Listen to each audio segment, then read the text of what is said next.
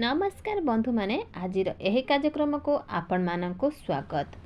एही कार्यक्रमटी मिथुन राशि व्यक्तिविशेष मानक पई बहुत गुरुत्वपूर्ण अटे कारण एही श्रावण मासरे आपणक जीवन रे किछि विशेष परिवर्तन हबाकू जाउछि। आपणक जीवन रे किछि विशेष घटना घटिबाकू जाउछि कारण एही श्रावण मासरे किछि प्रमुख ग्रह निजर राशि परिवर्तन करबाकू जाउछंती एवं आपणकर किछि आउ किछि प्रमुख ग्रह निजर पूर्वरु राशि परिवर्तन करि सारिचंती। देवगुरु बृहस्पति, राहु एवं केतु, शनि निजर राशि परिवर्तन करि सारिचंती। 13 जुलाई ठारू शनि बक्री मध्य होई सारिचंती।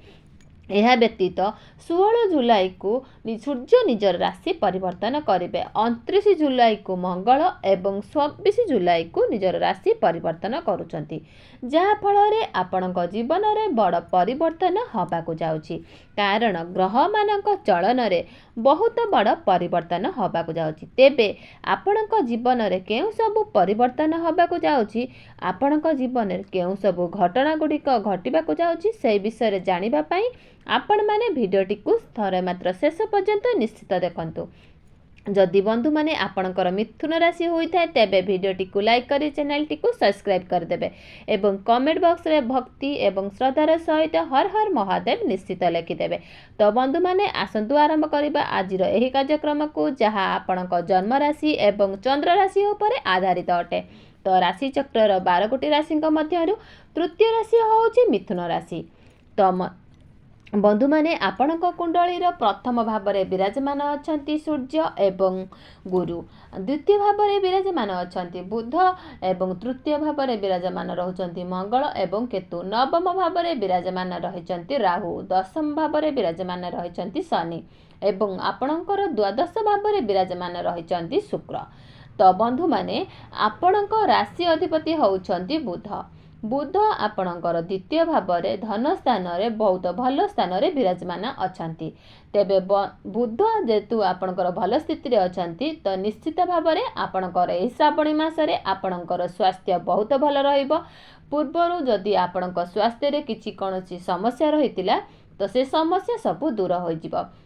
आपणक स्वास्थ्य बहुत भल रहिबो, आपण निजर स्वास्थ्यवान बोली निजको अनुभव करिबो। एहा व्यतीत बुध आपणकर धन स्थान रे थिबा हेतु आपणकर आय बढ़िबो, आपण धन संचय करिबारे समर्थ हेबे एवं आपणकर बैंक बैलेंस बढ़िबो। धन घर परिवार रे आपणकर खुशी रे वातावरण देखा देबो। आपणक निजर बाणी द्वारा निजर आकर्षण अन्य मानको करि पारंती।